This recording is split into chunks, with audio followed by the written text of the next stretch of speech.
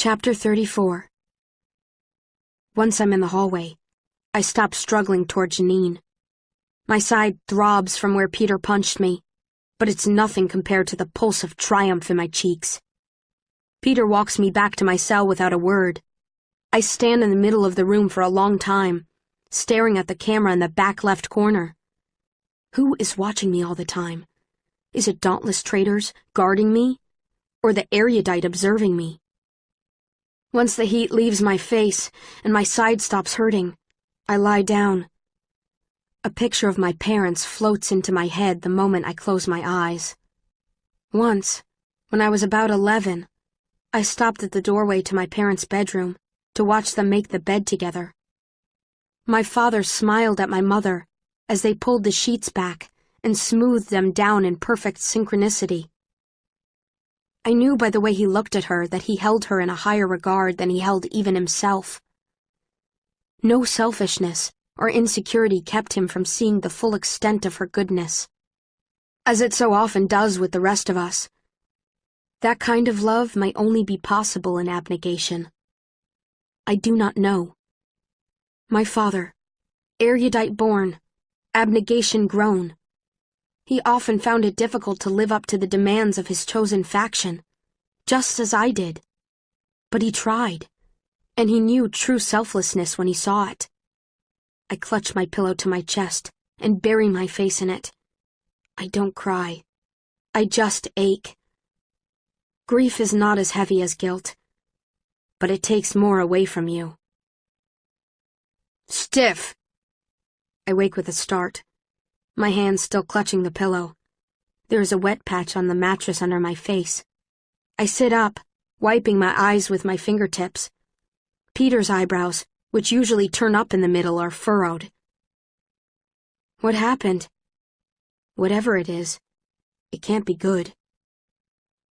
Your execution has been scheduled for tomorrow morning at 8 o'clock. My execution? But she hasn't developed the right simulation yet. She couldn't possibly... She said that she will continue the experiments on Tobias instead of you, he says. All I can say is, oh. I clutch the mattress and rock forward and back. Forward and back. Tomorrow my life will be over. Tobias may survive long enough to escape in the factionless invasion. The Dauntless will elect a new leader. All the loose ends I will leave will be easily tied up. I nod. No family left. No loose ends. No great loss. I could have forgiven you, you know, I say, for trying to kill me during initiation. I probably could have. We are both quiet for a while. I don't know why I told him that. Maybe just because it's true. And tonight, of all nights, is the time for honesty.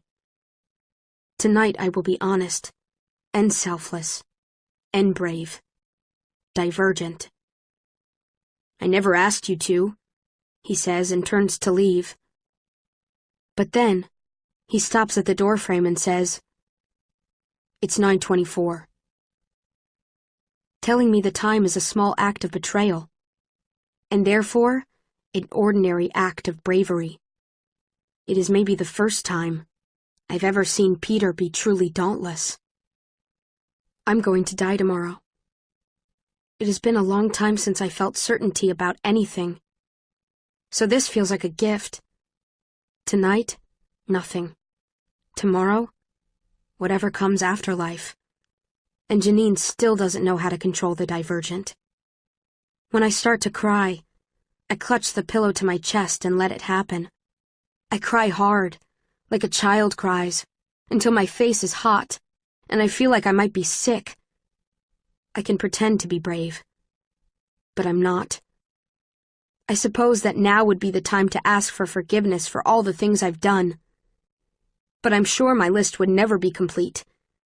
I also don't believe that whatever comes after life depends on my correctly reciting a list of my transgressions. That sounds too much like an erudite afterlife to me. All accuracy and no feeling. I don't believe that what comes after depends on anything I do at all. I am better off doing as abnegation taught me, turning away from myself, projecting always outward, and hoping that in whatever is next, I will be better than I am now. I smile a little. I wish I could tell my parents that I will die like the abnegation. They would be proud, I think.